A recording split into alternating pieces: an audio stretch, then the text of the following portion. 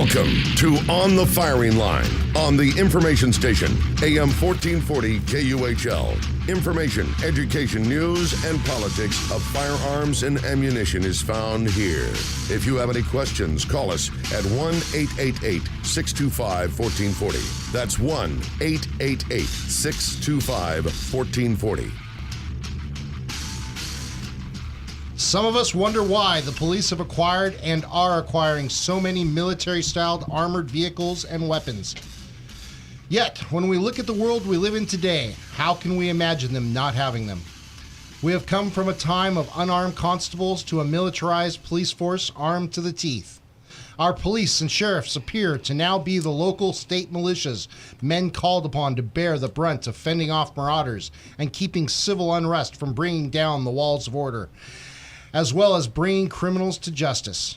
We must ask ourselves, if this was supposed to be our job as a standing population in the form of a militia, or were we supposed to give up our rights at some point to allow state and federal police keep us safe from everything, including ourselves? All the time remembering or forgetting that power corrupts.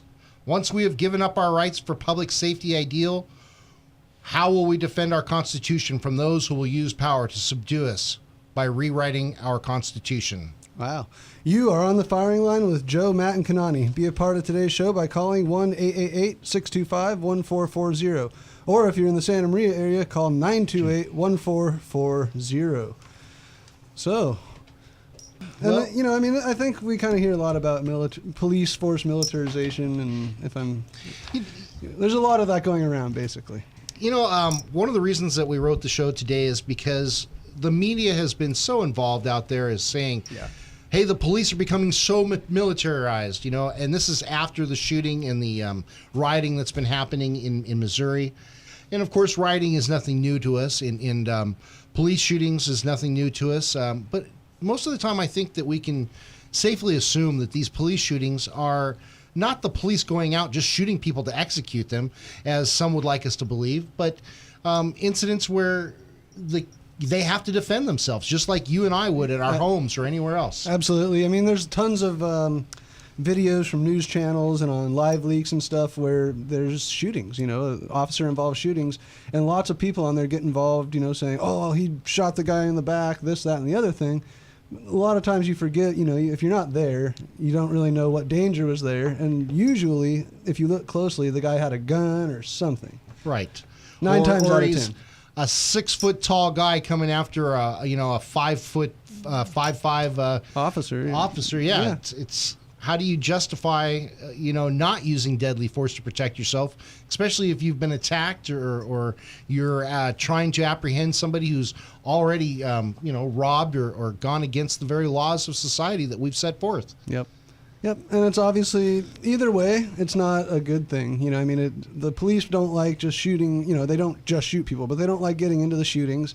Obviously, the victims or the criminals don't like being shot. So it's not a good thing for anybody, but it happens, and I think people use that happenstance as ammunition against guns and to get larger police force and funding.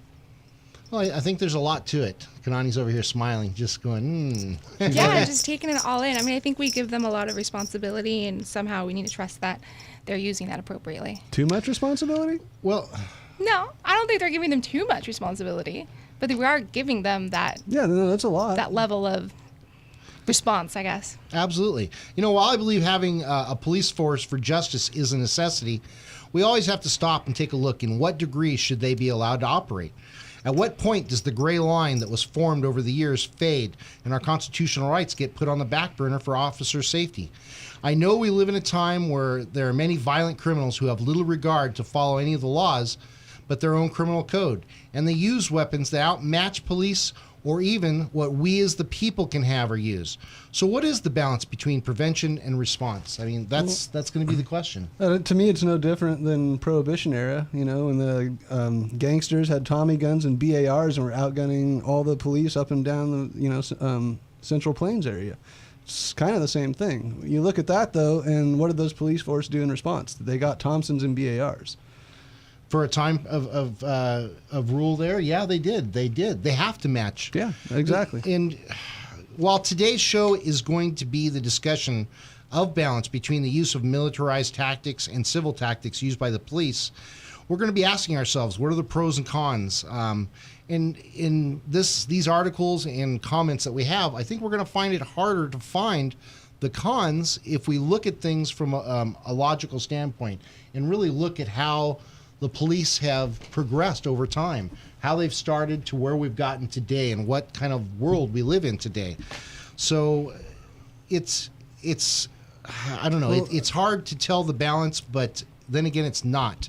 And if there are police officers out there listening today, we hope that you will give us a call, if you're off duty or if you've got a time down, to give us your point of view, because we know that you're not all stone cold killers out there looking to go do bad things.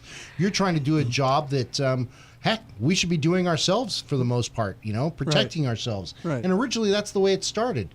The Kins law, and stuff like that. Mm-hmm. So we've got some interesting stuff coming up today. We've even talked to a couple police officers to get some ideas about what we're writing today. And, one thing that we do on the show is we talk about the Second Amendment right. And so for me, I think this correlates in this because we have politicians, we have police associations who are pretty much governed by politics, I think, instead of the normal police officer, the normal deputies. The street cop. Yeah. Right. Who actually believes in what we believe in, that yes, we should be able to protect ourselves. There are bad guys because they see them every day, and they know that sometimes they can't be there to protect us when we need them to, and they do want us to be able to protect ourselves. So Yeah. that's how we correlate this with the gun show today, and I think we're going to have a fun time with this. We've got a lot of great information. Yeah, I mean, it's something that's interesting to me, that's for sure, and I'm looking forward to talking about it. All right, on that note, we should probably take a quick break because we do have a lot of information to cover, and I want to try to make sure we get it all in and have some great discussions about this stuff. So we'll be right back with you on the firing line to talk about the early days of American law enforcement and today's. You're listening to On the Firing Line on the information station. This is On the Firing Line with Matt, Jim, and Joe. We will be right back with you on the firing line. If you have any questions, give us a call at 888-625-1440 or in the Santa Maria area, 928-1440. Don't forget, you can always listen in on am1440.com. Tactical Guns and Gear is the Central Coast leader in tactical rifles, pistols, shotguns, and accessories. Building an AR-15, they have lower receivers, parts kits, trigger groups, and a ton of other AR parts from the most popular companies and stuff. They are also the home of the Women's 101 Firearms and Women's Advanced Pistol classes and have trained thousands of local ladies. The store is located off the 101 freeway in Santa Maria near the North Broadway exit. Look for the big rifle sign on the freeway as well as the giant 5-ton Tactical military truck, and they're now open on Mondays. America!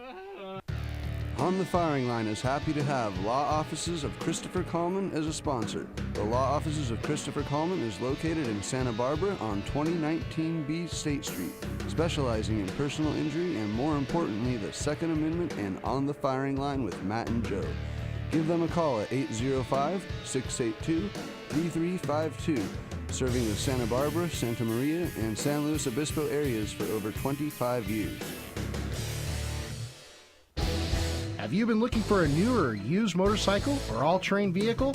With a staff that has a combined 270 years of experience to inspire and help you make that informed decision. Santa Maria Motorcycles is your one-stop shop, and their mission is to provide you with that ultimate experience. They also have rentals, so you can take that ride you have been dreaming of up the coast. They're located at 2022 Presker Lane in Santa Maria, or give Chris and his team a call at 805-928-3668. Again, that's 805-928-3668. We're happy to have a special guest here today at the Plumbing Talk Studios, Jeremy Griffin, owner of Griffin Plumbing in Orcutt. Welcome, Jeremy. Hi, thanks for having me. So, Jeremy, the reason your plumbing company is called Griffin Plumbing is that your last name is, in fact, Griffin. Yeah, that's right. Unbelievable! Griffin, just like the legendary creature with the body of a lion and the wings of an eagle. Yeah. What a brilliant move, Jeremy. I'm a genius. To name your plumbing company after this majestic creature. A creature known not only to have divine power, but also to be a protector from all things evil. Well, it is my last name. Audience, listen carefully. If your plumbing devices are threatened in any way, I implore you to seek the power and protection of the Griffin. We're always here to help. Just give us a call. Call the Griffin. Find us at callgriffinplumbing.com or call 934-1949. You are on the firing line with Joe, Matt, and Kanani. Be a part of today's show by calling 888-625-1440, or if you're in the Santa Maria area, please give us a call at 928-1440. Call the Griffin. Yeah, that's right. You're back on the firing line with Matt, Joe, and Kanani. Give us a call at 1-888-625-1440, or in the local Santa Maria area, 928-1440. That's All right. So Call the Griffin. yeah, you will not regret it. It's awesome. They've been a great sponsor. They actually helped us out right at the beginning of the year. Yep. Paid the full Big year time. up front, which really helped us a lot. So those guys are fantastic supporters, and we thank them very much. And we hope that you will go out there and support them as well. Yep. So if you have any needs, give them a call. Call the Griffin. All right, so let's get into some of this police state stuff. All right, and as usual, break it off whenever you want me to, and I will stop reading, and you guys can discuss, and I'll discuss with you. And so here we go. The early days of American law enforcement, the Watch. More than 350 years ago, America's first known system of law enforcement was established in Boston. As soon as colonists had settled there in 1630, local ordinances had allowed for constables to be appointed. And soon after April of 1631, the townspeople formed a watch made of 6 watchmen, 1 constable, and several volunteers who patrolled at night, walking the rounds. Initially run by the combination of obligatory and voluntary participation, the 17th century watch typically reported fires, maintained order in the streets, raised the hue and cry, pursuing suspected criminals with loud cries to raise an alarm, and captured and arrested lawbreakers. Constables had similar tasks, which included maintaining health and sanitation and bringing suspects and witnesses to court, frequently for such conduct as working on the Sabbath, cursing in public places, and failing to pen animals properly. So these guys kind of were like the public servants of their day. It sounds like they kind of did it all. Yeah. Yeah, I was You know, thinking I mean- the first responders, all of them all in one. You know, Right. the ambulance, the fire, the police. Yep, and it kind of like, you know, just the watch kind of makes me think Yeah. of neighborhood watch, and it's very similar. I mean, it's not just like you're looking just for criminals, but you're looking for, you know, if your neighbor's house is on fire, hopefully you'll go help them, all those types of things. Well, I think it was one person with a bunch of volunteers. And, Yeah. you know, when you think of a volunteer back in that time, people took that as a duty, as a responsibility of something that had to be done for their community. 100%. So, and with that in thought, here we go. In the more rural, sparsely populated areas of the colonies, the sheriff was the main law enforcement figure. Appointed by the governor, sheriff's duties included several legal documents such as writs, appearing in court, and collecting taxes. In many cases, the sheriff was paid a fixed amount for each task he performed. Some, for example, receiving payment based on the amount of taxes they collected.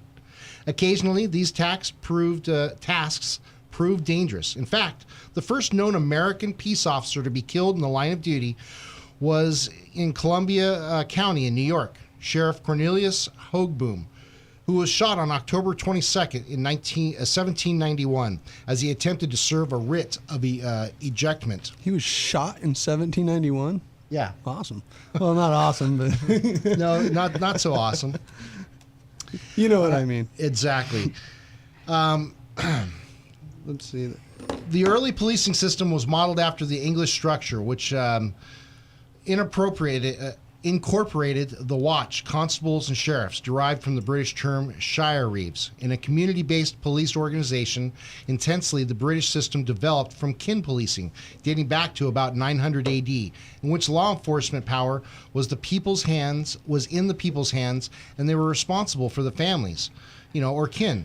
So early law enforcement was reactionary rather than preemptive, and the watch usually responded to criminal behavior only when requested by victims or witnesses. So we can see that a lot has changed since then. Yeah, I mean, Yeah. That sounds all good and gravy, but you can't be that effective if you're constantly just reacting. You have to be proactive. You know what I mean? And it can't be everywhere all at once. So I really like that statement that the law enforcement power was in the people's hands. Yeah, exactly. That's what rang out to me, too. Yeah. I mean, just like, it goes again back to the neighborhood watch thing. Like, that all is something that we all have the potential to, and probably at some small point should be doing. Right. So this goes on, and so what happened is there was change in the police structure, because as time went on, the towns and the areas grew bigger, right, and the seaports grew bigger. And so what happened is they needed more police, more people to do it. And they were finding that a lot of the people were rejecting the idea of volunteering to take on these dangerous duties. Right. So they came up with a system where they were actually paying people to do these services. Mm-hmm. And of course, as these services happened, and the areas grew and stuff like that, you started having more taverns, you had prostitution going on, you had gangs and stuff like that in the cities. Yeah. And so the duties changed, and they had to change with the times. Yeah, that makes sense. Let's correlate that with what's going on now. We're starting to see more of that happening now. And as a matter of fact, as we get on through the rest of this, it kind of changed and evolved into, instead of kin policing, where it was families watching out for their families, it turned out that we had police that were servicing an area. So you had community service. And so police would work a beat, and they would know all the businessmen in their area. Yep. They would know all the prostitutes and the criminals, the known criminals, so they knew who to keep an eye on and stuff like that. Instead of changing their beats, these guys ran a regular beat all the time. It reminds me of like gangs in New York. The police who has his watch, and he's like, nobody will steal my watch, Exactly, that's exactly what it was like. He knows all the good people, all the higher-ups, and he knows all the dredge of society. He keeps tabs on everybody. It doesn't really sound like a bad thing. It just sounds like they've gotten more organized and have a better rapport with their community. Yeah. Well, and that's what it is. In 1829, a stronger, more centralized, preventative police force designed to deter crime from happening rather than to react once it had occurred is what started happening. And, while we all do talk about here in our times that the police only arrive after we call them. Mm-hmm. Well, of course, there's still going to be a part of this that's reactionary. Mm-hmm. But there's a lot of preemptive that goes on with our police officers, too. For instance, putting out and helping with neighborhood watch. They help tell you what to look out for. And then they do talk to our children. They talk to us, especially if you go and you listen to them. Mm-hmm. They will tell you, hey, look, you should keep your bushes trimmed, around the house and stuff like that. Simple things like that. Yeah. So, keep a light on. Right. This, that, and the other. They do talk to businesses. They let people know what kind of things are happening, what to look out for. So you got to think that it's not just reactionary that the police are out there doing. Yeah. They are doing a great service. And I get that. And even them just doing their daily patrols that they do, that ultimately is a preemptive thing, because they're out looking for something to happen, not waiting to go look for something to happen. Yeah. Exactly. And their mere presence will help to deter people who are kind of on that fence of, do I want to do this or don't I want to do this? Exactly. The problem is as society grew and the cities began to grow, the police, were always having new challenges, and that was to meet the times with what the criminals were doing. Because the criminals, let's face it, criminals, while some of them, we think of them as very dumb and can't read, can't do this or that, but they do come up with ideas of how to beat the system, how to beat the police and what the police are doing so they can get away with what they're doing.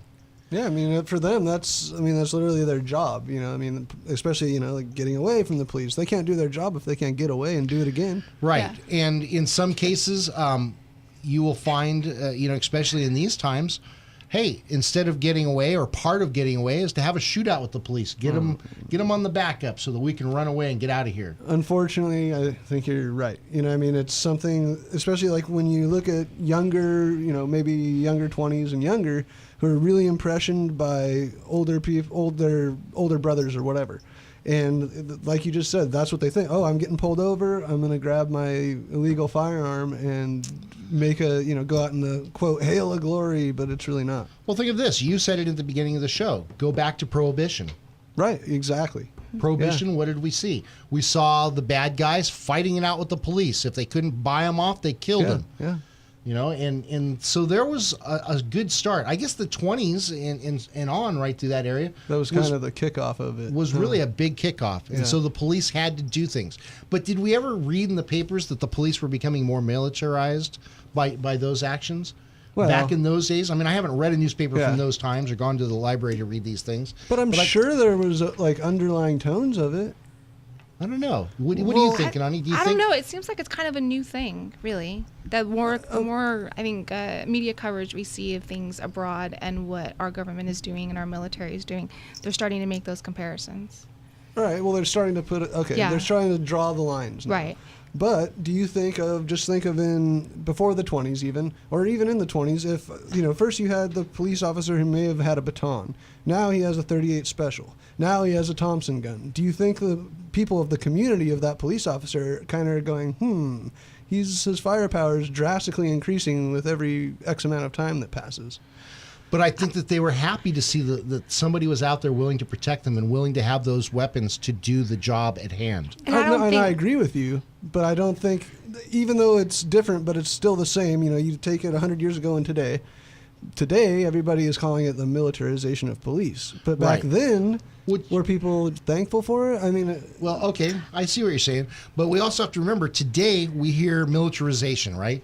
I think that's a label painted by the media. Yeah. And by movies and TV and everything else. Totally it is, yeah. Because the truth of the matter is the tactics and everything else are completely different. As we go through the rest of the show, you're going to find that out. Can you imagine... Okay, so... Well, actually, let's go back to this. After Prohibition and all these weapons and the gangsters doing their stuff, they had people like Bonnie and Clyde running around robbing banks and doing everything. Oh, yeah. Things changed, right? The federal government came in and said, look, there's just too much murder going on and mayhem going on with these weapons. We need to create the ATF to...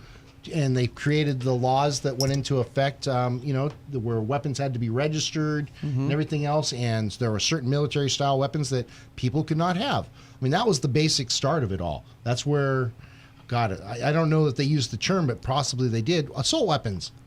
Right. No, and I agree. Yeah, that at least to my knowledge, that's the first time or kind of the defining line of when they crossed over that. Right. And they said, okay, now we're stepping up the game. Our little 38s are nice, but they're not getting the job done efficiently, so let's go bigger and better. Bigger and better just happen to be military weapons. Right. And now you see that, I remember my grandfather used to take, I don't remember, I was told this by my dad and my grandfather, that when my dad was in kindergarten, one of the things that he did as a class trip is they all went to the FBI building, and my grandfather went into the vault room, and they took out Tommy guns and showed all the kids Tommy guns. That's so sweet. Oh, awesome. I would love to have been there. Yeah, no kidding. FBI vault building, and you are looking at Tommy guns and stuff like that. It's pretty awesome. But see, I think, though, that also proves the point. They thought very differently about weapons and how people were effective to catch and apprehend criminals. Right. It wasn't the same kind of negative stigma that they have now, where suddenly all the people who are committing crimes are victims. Yeah.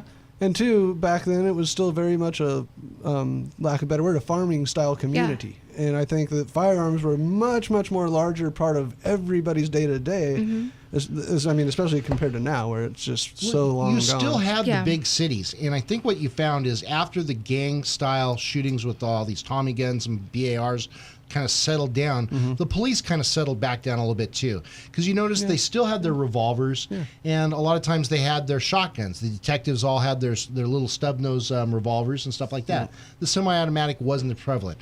Yet there were some people out there, or officers, that did carry 1911s and stuff like that.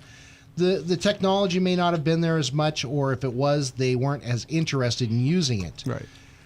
But things changed again. I mean, look in the 1960s. We started seeing more drug users. We started seeing weapons that were coming back from wars like Vietnam and stuff like that were either being stolen or used by gangs after being stolen and stuff like that, because gangs have always been a part of society.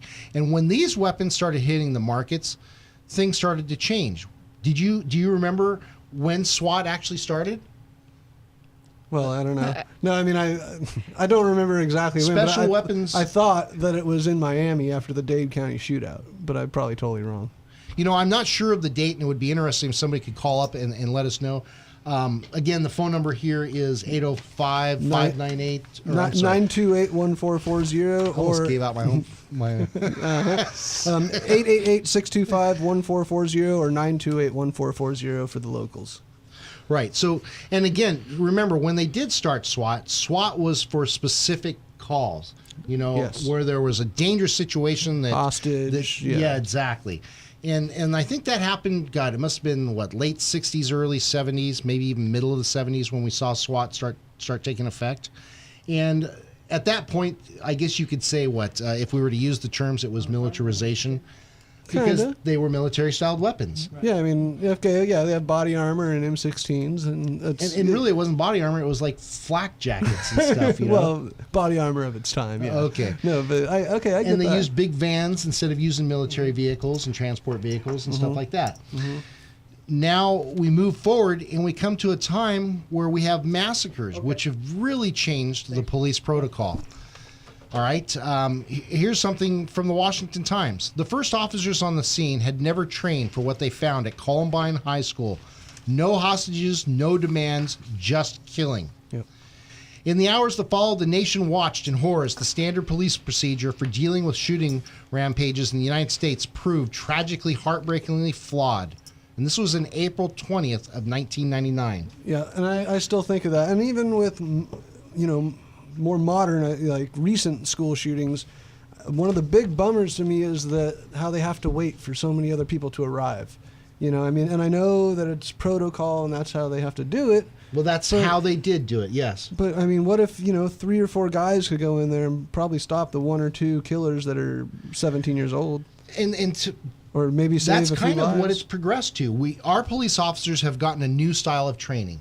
Okay, not all the police officers in a force necessarily will get this, although we're starting to see more and more of that. And nowadays we see more evidence of that in how shooters like this are able to be stopped very quickly. That's a good point. Because our police officers are being told, look, if you wait, there's going to be 15 people killed every minute. Every minute that you wait going in.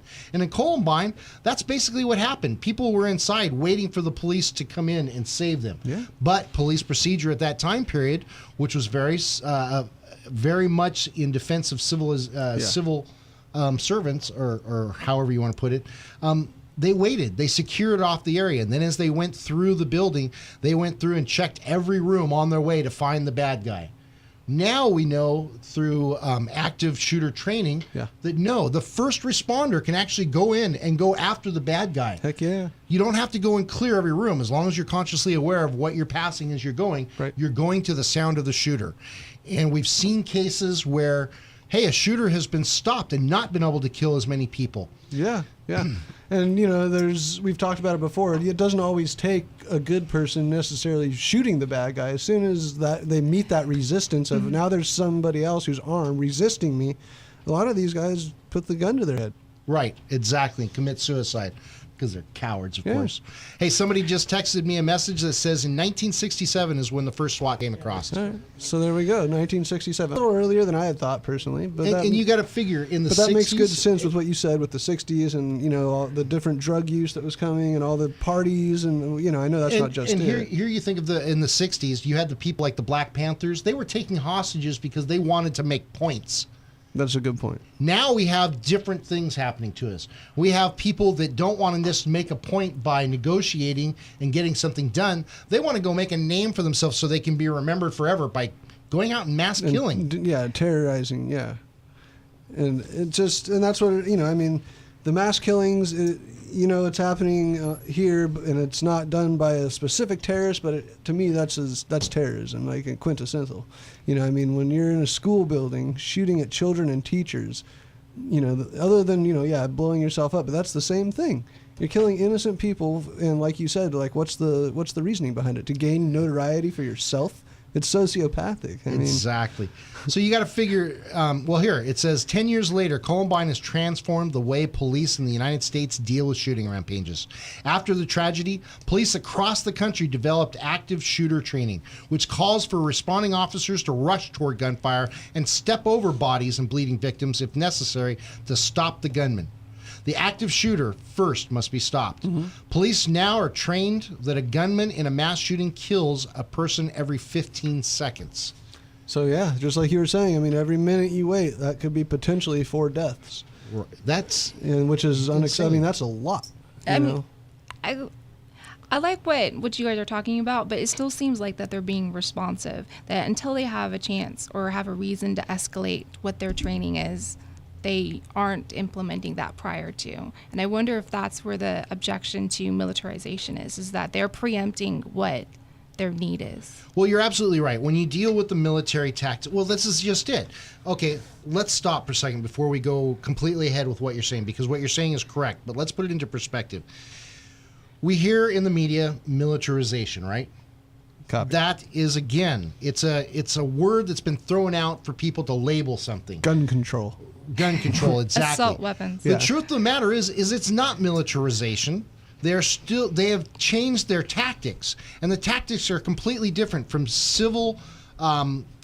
civilian police to military tactics. Well, so right. now to put it in perspective with what she said, okay, a military goes out with an objective. Hey, we're taking over this building. We know that there's bad guys. We're going to go into this building, and we're going to deal with the threat. We're going to hose them. And if there's anybody in the way, oh well. And we don't have to answer to it later because right now we're stopping the threat, and this is a war. When we're dealing with police officers, they have to react. The only time that they can plan something is if there's a bad guy out there and they have to serve a warrant and they've done their research and know, okay, to bring this guy to justice, we're going to swoop this house. We know that he has X amount of people in it, X amount of weapons, and they keep him here and there. So it's a job that's quite different than military. But yet some of the tactics that they're using, which are completely different than military, I still can't see any correlation. Well, it's just the weapons have moved up. The weapons, the way, I mean, this is real easy peasy to just kind of, they're using the same tactics, but police are using frag grenades, or excuse me, military are using frag grenades, police are using concussion grenades with the same tactics. But they're not using the same tactics, though, because the way military police enter a house is completely different than how police enter a house. Under a high-risk warrant, I don't think it's really that much different. But again, they have a reason to take an offensive approach to it rather than a defensive approach. On And both accounts, I think they do. Both military and police. Yeah. Yeah. But I think that's where that connection is, that a high-risk warrant is going to elicit that type of offense versus somebody who... Versus like something more mundane, basically. Yeah, like a regular robbery. I don't know. Something else. But again, the same thing, though. If it was a robbery and they knew that they had a deadly weapon, they would treat it very differently than just somebody who was jaywalking. Well, let's hope so. That's a fact. You're not going to see SWAT going in and breaking into a serving a warrant on a white collar crime, but yet SWAT will go out and serve warrants on the drug dealer that's known to have a history of violence and a history of having weapons. Yes, there are going to be some departments that will violate that code, but generally speaking, that's the way it works. Detectives have the ability to go in and serve a warrant without the force. Without the force of SWAT and going through that. No, I get that. Lots of white collar crimes are served, are taken down by SWAT teams. We're seeing more and more of that, but I think that there's more to it. I mean, you got to remember one thing. What do you revert back to once you have training? Your lowest level of training that you've actually mastered. The training that you've mastered. So it's once they get these things, it kind of gets going through to a process to where this is what they know. So they use these tactics. Yeah, that makes sense to me. Okay. And think of this. Okay, we have the school shootings that happened, right? And then it escalated from there. Then we have North Hollywood. Mm-hmm. North Hollywood, we have the worst shootout in the world, where police are out-armed because what were the police armed with? 9mm and shotguns. 9mm and shotguns. Which don't stand up against 100-round AKs. No. The AKs were slaughtering people. I mean, heck, it wounded, up to 12 officers and 8 civilians standing around. Yeah. And the police fought with them for 44 minutes. Yep, exactly, yeah. Do you think if they knew what they were getting into prior to this or had the equipment ready to go or to call upon, that they would have handled it differently? Yes. Yeah, absolutely. Yeah. But that's like saying, okay, because I know that 20 years from now, hey, everybody's going to have laser guns. We better get laser guns right now. But I think that's exactly the point, though, is they're not jumping ahead of themselves. They're still responding. They're still behind the curve. Yes. No, they're equal to what, and using superior force to what the curve is now with what we have available now. And that's what you have to do to survive. Trying to process. Okay, so, it's like... If the bad guys have AKs and ARs, they're coming in with AKs and ARs. But it's still the same, though. Yeah. That's even matched. They're not outmatching them. Right. Okay, so they should be outmatching them, or should they? There's the question. Should they be? I mean, I don't know. It's kind of I guess. I there's think that they always a should be situation. allowed to outmatch them just the same as we as civilians should be allowed to outmatch the bad guy. Yeah, but But then there's the escalation again. Right. And I think, you bring it back to the Ferguson that you guys were talking about right before we got here, is that that was their main complaint, is that suddenly we don't need these officers with 50 cal machine guns. We don't need them to be in these kinds of tanks and armored vehicles because they're only peacefully protesting. Yeah, up until that one thing. Right. Except we saw that it wasn't necessarily Peaceful. Exactly. protesting. So what are the police supposed to do? Treat it like Chicago. All right, we do need to take a quick break. When we come back, we're going to continue this conversation because obviously there's a lot for us to talk about here. And I know out there, all of you are wondering, agreeing and disagreeing with different things that we're saying. And I wish you'd call and kind of voice some of your opinions on this because this is some great stuff. And I'm having a lot of fun with this. So it's a good one. All right, we'll be right back with you on the firing line. This is On the Firing Line with Matt, Jim, and Joe. We will be right back with you on the firing line. If you have any questions, give us a call at 888-625-1440 or in the Santa Maria area, 928-1440. Don't forget, you can always listen in on am1440.com. Tactical Guns and Gear is the Central Coast leader in tactical rifles, pistols, shotguns, and accessories. Building an AR-15, they have lower receivers, parts kits, trigger groups, and a ton of other AR parts from the most popular companies and stuff. They are also the home of the Women's 101 Firearms and Women's Advanced Pistol classes and have trained thousands of local ladies. The store is located off the 101 freeway in Santa Maria near the North Broadway exit. Look for the big rifle sign on the freeway as well as the giant 5-ton Tactical military truck, and they're now open on Mondays. America! On the Firing Line is happy to have Law Offices of Christopher Coleman as a sponsor. The Law Offices of Christopher Coleman is located in Santa Barbara on 2019B State Street, specializing in personal injury and, more importantly, the Second Amendment and On the Firing Line with Matt and Joe. Give them a call at 805-682-3352, serving the Santa Barbara, Santa Maria, and San Luis Obispo areas for over 25 years. On the air with the Midnight Mystic is one of our regular callers, truck driver Charlie. Well, I just seen another one, Midnight Mystic. Another Griffin, Charlie? I'm telling you, they're all over the Central Coast now. How long have you been on the road now, Charlie? 2, 5, 8 weeks, I don't know. Perhaps you should park the truck and get some sleep, and maybe the Griffins will disappear. Well, there it is again. I'm going after it. What does it look like, Charlie? Holy mackerel. It's got the body of a lion and the head of an eagle. Is it flying, Charlie? It's on the side of a white truck. Is it a Griffin plumbing truck, Charlie? Could be. I don't know. I'm pulling right up to it.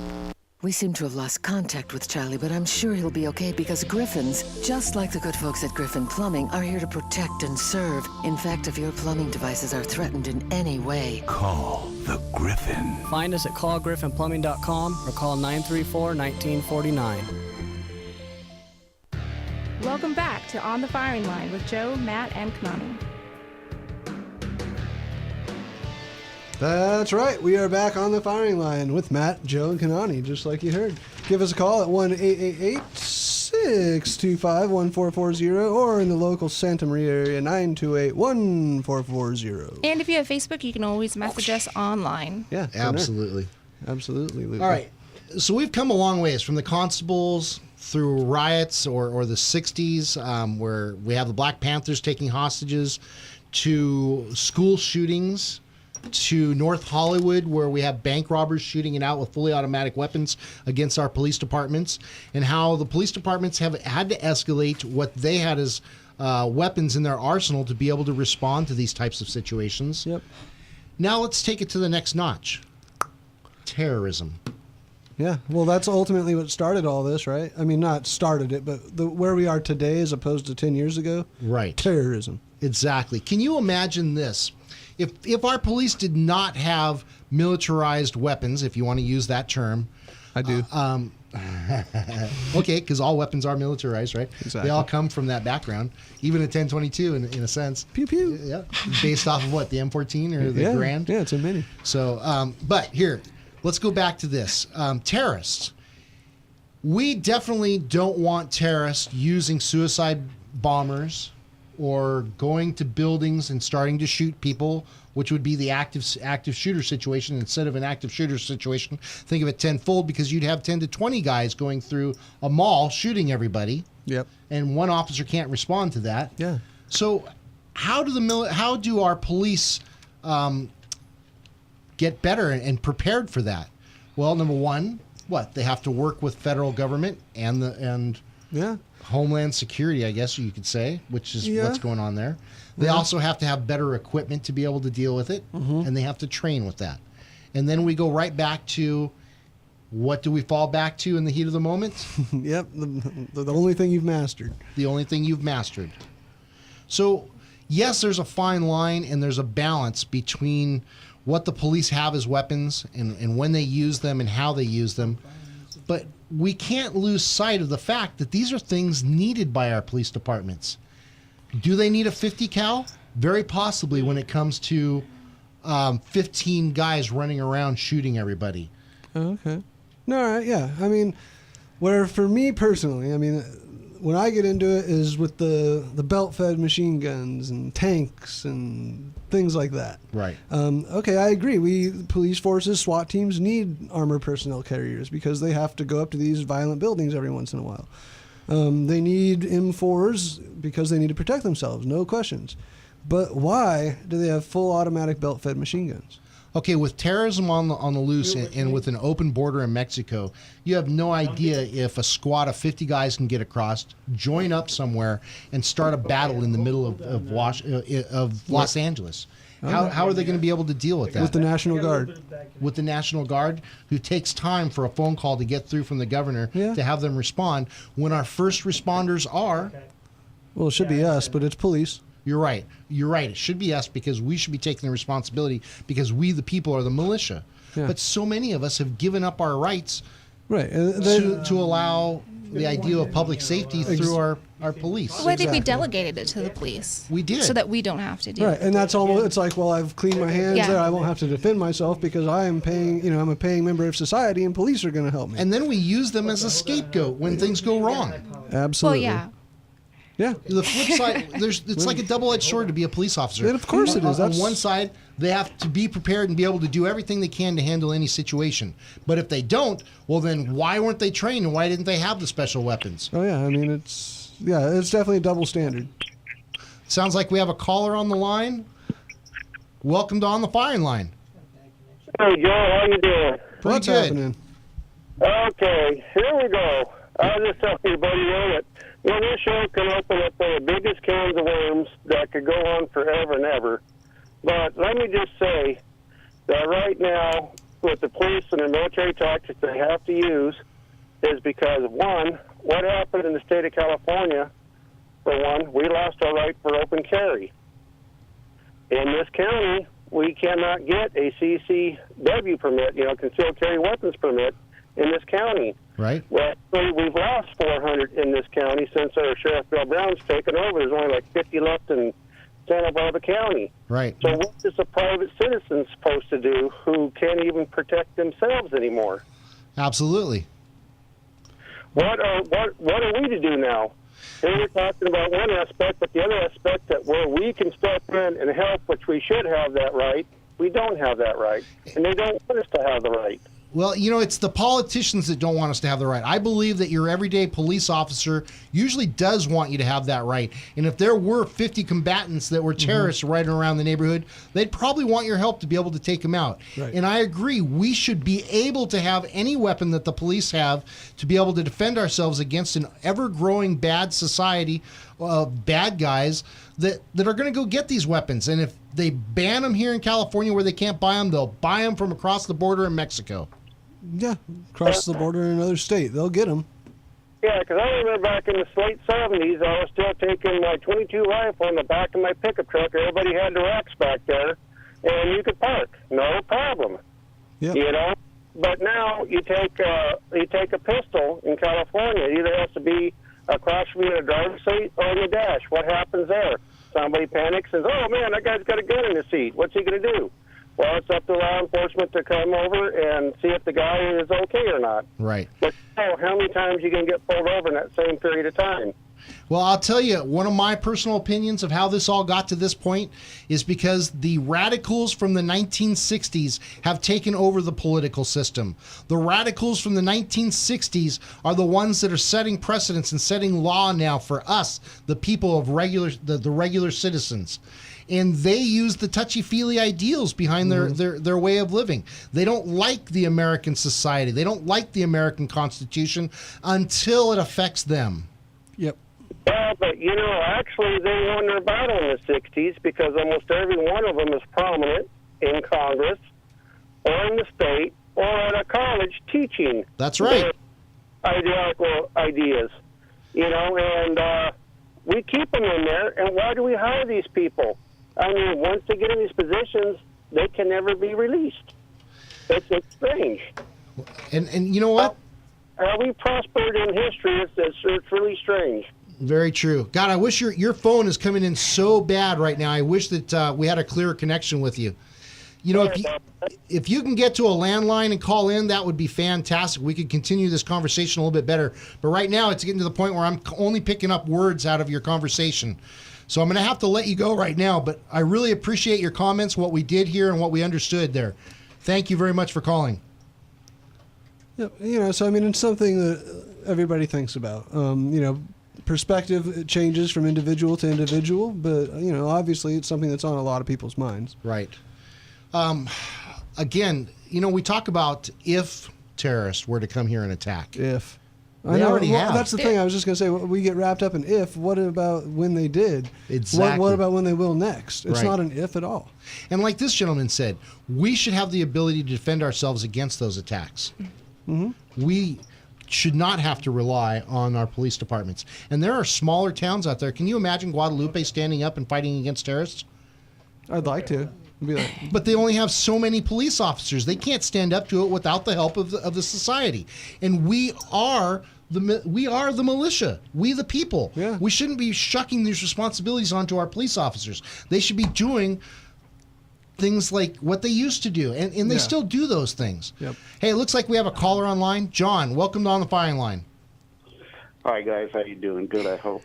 Absolutely. Listen, I want to get back to the militarization of the police departments, and I'm not going to go with open carry and all that junk.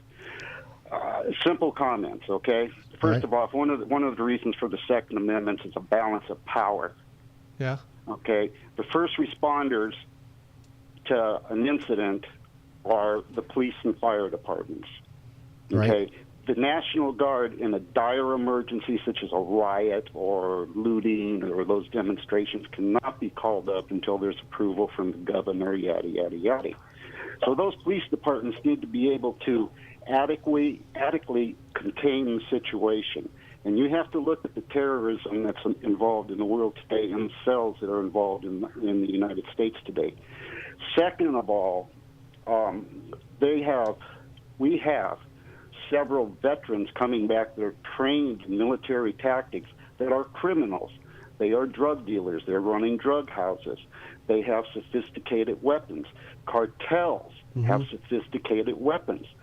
The militia, as you talk about with the general public, if I was a police officer on the streets, I would not want you, but only as a last resort, because you're going to get caught in the crossfire or you're going to catch me in a crossfire because you don't know what my tactic is and you don't know how I'm trained. Number three is that we're going to go back to the balance of power, and this is my take on it. The balance of power is going to be your first response against a tyrannical government. So when that military comes in to declare martial law illegally, the police departments are going to have to be the first to stand up to them and stop them. Okay? Yep, that's a good point. If they don't have the belt feds or the 50 cals in the ARs and the tactics that they have, how are they going to be able to do that? Exactly. And I'm going to make another point here. The militarization of police departments has been done by the federal government. They're the ones that are giving these vehicles to the police departments and sheriff's departments. Right. Yeah. I mean, I've heard of lending 5-year lending programs, this, that, and the other. So all this rhetoric, okay, is a bunch of BS. And as far as Ferguson, well, that's been turned into a racial conflict, and I don't care what anybody says. I'll debate it with anybody. Today, Obama has ordered a review of police departments and their militarization through his Justice Department. Oh, my gosh. Okay. And the reason he did that, as I read, was based on racial inadequacies used by the Ferguson Police Department. Which to me is a bunch of BS, because something we said off air is this. If you've got a population that's 70% black, who do you think's going to be pulled over more? Yeah, just by literal numbers alone. You know, we don't want to get into the racial debate here, but what we do want to stay on. But you said that it was a racial thing and that you debated with anybody. Let me finish. I said that Obama said it's based on a racial thing. I also said, yes, Ferguson was a racial issue. True. There's no doubt. But the subject of your show today is not that. It's the militarization. Police departments, armaments. Right. Okay, so let's stay on track, Matt. Okay, let's not get off track. That's what I like to do. Well, then just keep I'll going. let you get off track. I'm going to let you get off track because we've got 2 minutes left. And I'm going to let Matt have the last 2 minutes. So you guys have a great day. Thank you, John. I really appreciate that. Thank you for your call, John. Absolutely. I really liked what he just said, is that the civilian population, because they don't know what the police tactics are, would be unable to work with the police and effectively help because they'd get in the way, or they may not know what the next step is or what have you. That's a really good point. And it's a logical point where you don't have to really stretch your mind to see how that would work or wouldn't work. Here's the one thing: if we were actually adhering to the Second Amendment like we were supposed to, where we are all people that can be called up as the militia, we should be trained. We should be able to work with the police departments. The police departments should be able to work with us so that if they do call upon us, not for us just to run out in the streets and start blatantly shooting, but for us to work with them and want to go and inquire to be able to learn certain tactics as to how we can be useful in a situation. Maybe it will be the last resort because they are the first responders. But if in that last resort we're called and we can survive because we also have some tactical training. Right. And then there's people like Matt and myself, Kanani, who have been learning and take the time out of our life schedule to do these things. Yeah. And it also kind of conjures up the thoughts of, when you see videos or whatever of a police officer on the ground with fisticuff fighting a guy, and then, a Joe Citizen walks over and kicks the bad guy in the face, and, the officer's able to cuff him at that point. So that's one of those, rocky things. But the officer was probably happy to have the help. Absolutely. So obviously we need to talk about this more. Next week we might have to resurrect this one a little bit. All right. Cool. Well, thank you guys for staying tuned, and catch us next week for more On the Firing Line.